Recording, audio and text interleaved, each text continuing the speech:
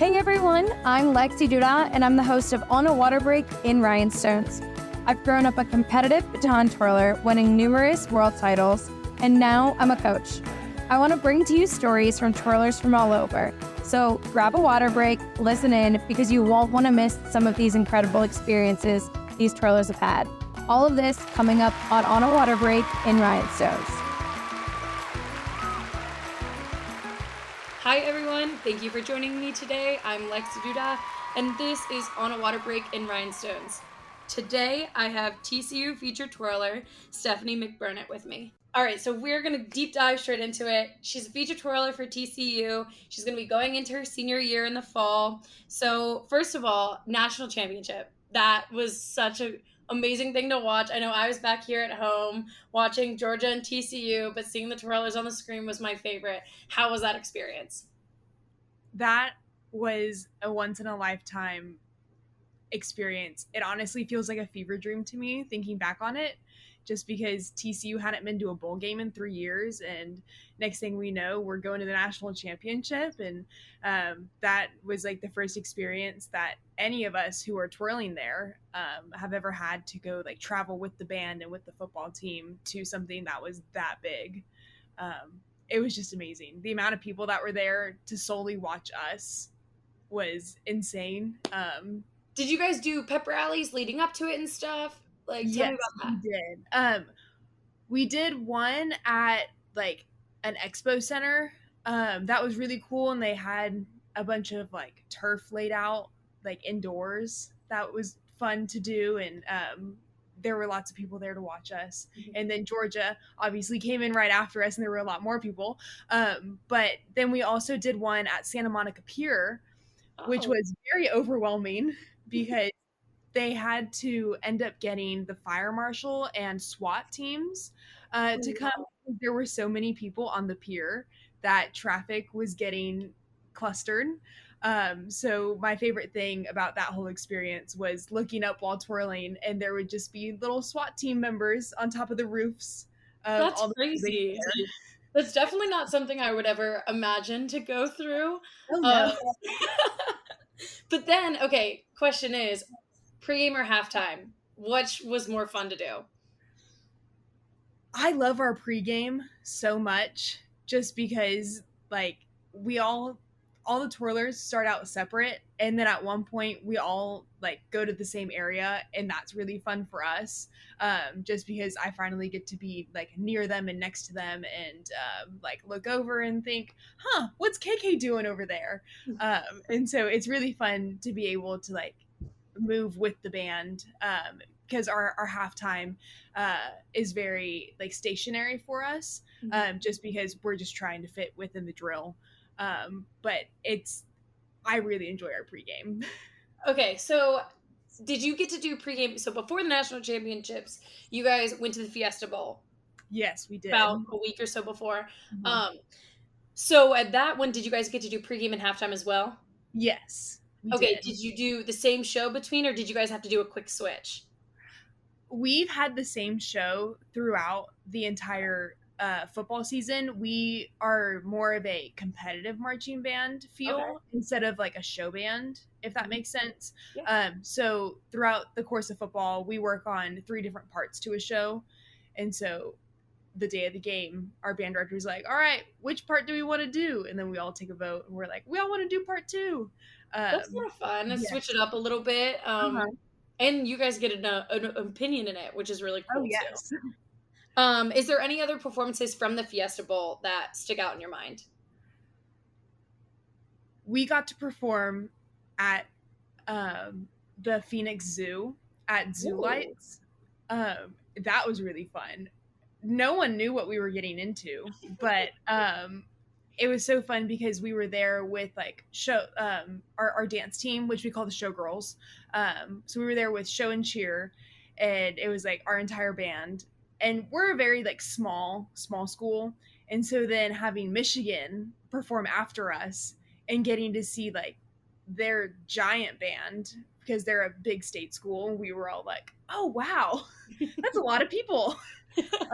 So that was really fun. And then we got a chance to like go explore the zoo afterwards because Phoenix does an amazing thing with like Christmas lights at that time. Okay, Where, yeah. like, they decorate. So it was fun to be able to perform in that kind of environment because I'd never done anything like that. Yeah, and that's the one great thing about collegiate marching bands. A lot of times you do not know the experiences that you're getting into when you start at your dream school and twirling for a university and stuff like that. And it's just cool to see, especially twirlers from across the country.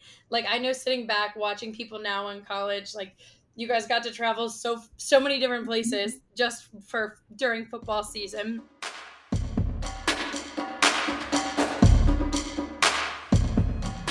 Hey everyone, it's Ashlee from On Our Water Break. And while you're getting to know some amazing twirlers with our host Lexi Duda, there's a whole other show happening each week with tons of hosts from all over the marching arts activities, which includes winds, percussion, color guard, and twirling. So join me and all my friends to talk about all the things you and your friends are talking about on a water break. Now back to Lexi. We'll see you at the show.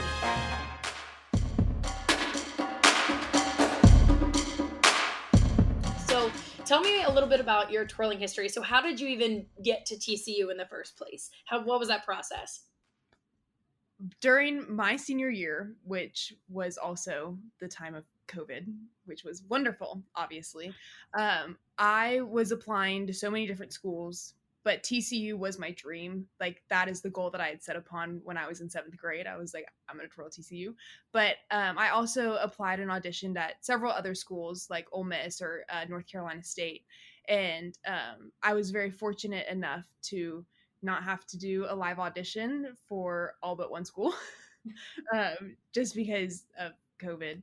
And TCU's audition process is very different than the traditional process in which you submit your tryout video and then you have to submit a cover letter, your academic resume, your twirling resume, a headshot, a body shot, and then whatever else on paper that you think will make you look good.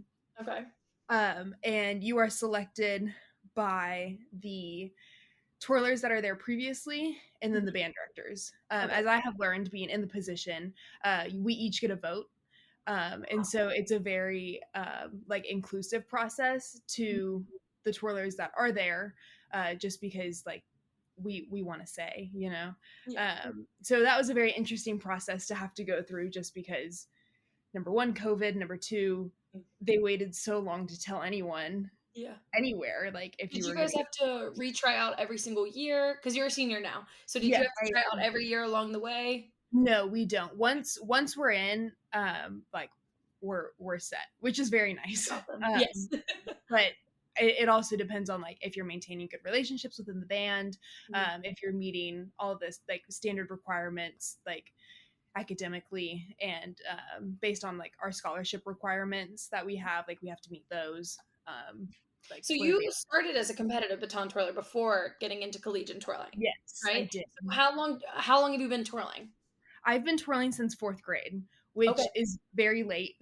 I know, starting at the age of 10 and not 3. And like I got into it because my mom's mom, so my grandma, was a twirler up in Illinois. And she never twirled past high school, but she pulled out her baton at her 75th birthday party and was just fiddling around with it. And I was like, that is the coolest thing ever. I want to do that. And then we ended up finding my coach, or like my first coach, Major Margaret Mann, in the Yellow Pages, which is crazy because who uses the Yellow Pages anymore? And then, I started my competitive process and I'm now competing as a collegiate twirler, which is crazy for me to think about. So you've competed though at quite a few competitions as collegiate feature twirler for TCU, right?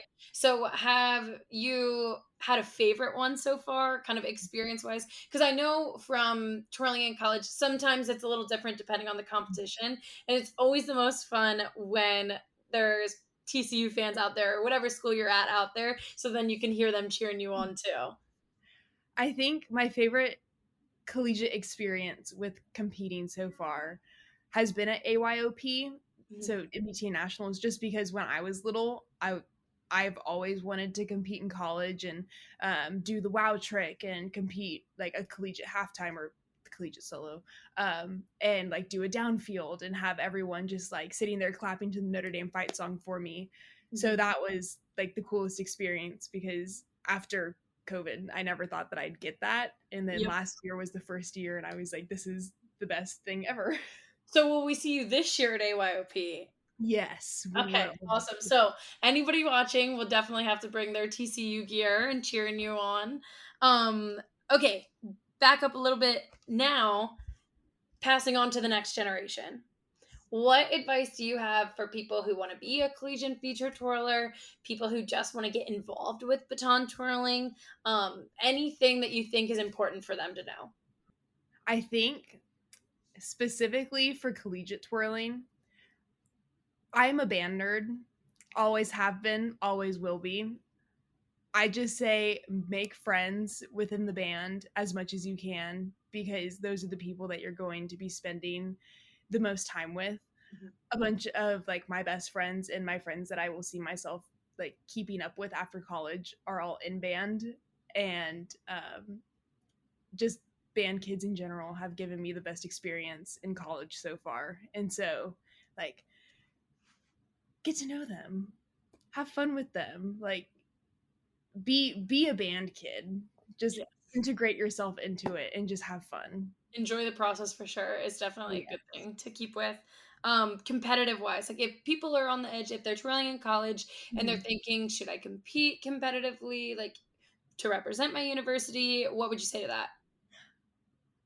I say competing and representing your university is the greatest experience and like honor that you could have, just because if you love your school that much, then why wouldn't you do everything you can to put it out there and give it a good name?